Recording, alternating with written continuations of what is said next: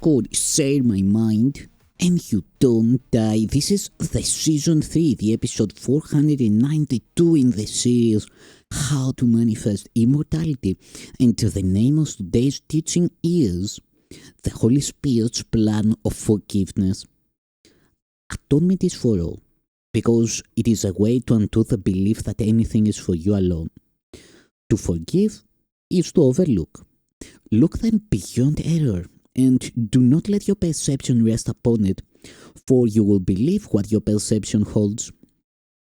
Accept as true only what your brother is, if you would know yourself. Perceive what he is not, and you cannot know what you are, because you see him falsely. Remember always that your identity is shared, and that its sharing is its reality.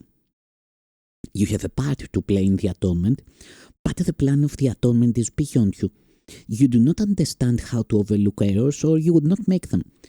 It would merely be further error to believe either that you do not make them, or that you can correct them without a guide to correction. And if you do not follow this guide, your errors will not be corrected. The plan is not yours, because of your limited ideas about what you are. This sense of limitation is where all errors arise. The way to undo them, therefore, is not of you, but for you. The atonement is a lesson in sharing, which is given you because you have forgotten how to do it. The Holy Spirit merely reminds you of the natural use of your abilities by reinterpreting the ability to attack into the ability to share. He translates what you have made into what God created. If you would accomplish this through Him, you cannot look on your abilities through the eyes of the ego, or you will judge them as it does. All their harmfulness lies in the ego's judgment. All their helpfulness lies in the judgment of the Holy Spirit. The ego too has a plan of forgiveness because you are asking of one, though not of the right teacher. The ego's plan, of course, makes no sense and will not work. By following its plan, you will merely place yourself in an impossible situation to which the ego always leads you. The ego's plan is to have you see error clearly first and then overlook it. Yet how can you overlook what you have made real? By seeing it clearly. You have made it real and cannot overlook it. This is where the ego is forced to appeal to mysteries, insisting that you must accept the meaningless to save yourself.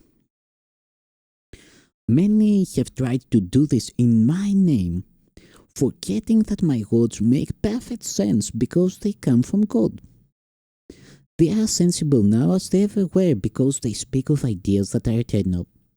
Forgiveness that is learned of me does not use fear to undo fear, nor does it make real the unreal and then destroy it.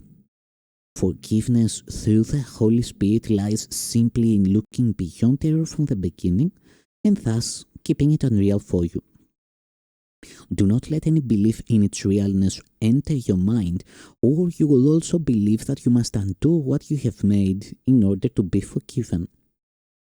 What has no effect does not exist, and to the Holy Spirit the effects of error are non-existent. By steadily and consistently cancelling out all its effects everywhere and in all respects, he teaches that the ego does not exist and proves it. Follow the Holy Spirit's teaching in forgiveness then, because forgiveness is his function and he knows how to fulfill it perfectly. That is what I meant when I said that miracles are natural, and when they do not occur, something has gone wrong. Miracles are merely the sign of your willingness to follow the Holy Spirit's plan of salvation, recognizing that you do not understand what it is. His work is not your function, and unless you accept this, you cannot learn what your function is. The confusion of functions is so typical of the ego that you should be quite familiar with it by now. The ego believes that all functions belong to it, even though it has no idea what they are. This is more than mere confusion. It is a particularly dangerous combination of grandiosity and confusion that makes the ego likely to attack anyone and anything for no reason at all. This is exactly what the ego does. It is unpredictable in its responses because it has no idea of what it perceives. If you have no idea what is happening, how appropriately can you expect to react? You might ask yourself, regardless of how you may account for the reaction, whether it's unpredictability. Unpredictability places the ego in a sound position as your guide.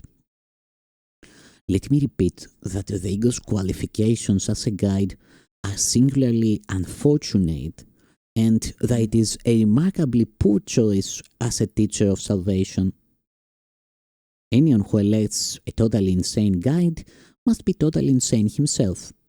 Nor is it true that you do not realize the guide is insane.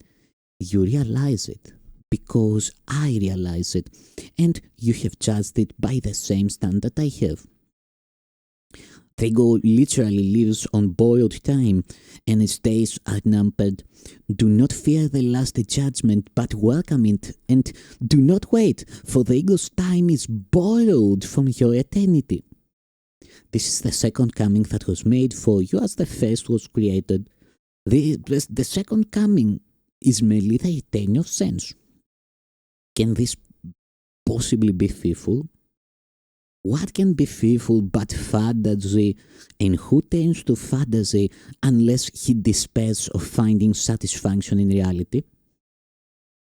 Yet, it is certain that you will never find satisfaction in fantasy, so that your only hope is to change your mind about reality.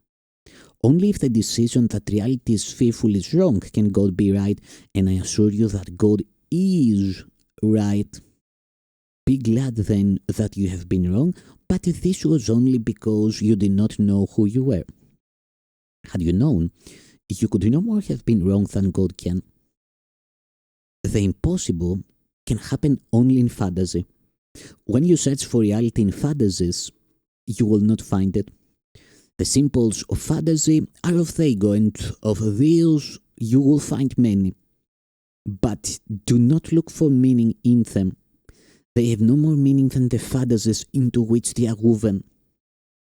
Fairy tales can be pleasant or fearful, but no one calls them true. Children may believe in them, and so for a while the tales are true for them. Yet when reality dawns, the fantasies are gone. Reality has not gone in the meanwhile.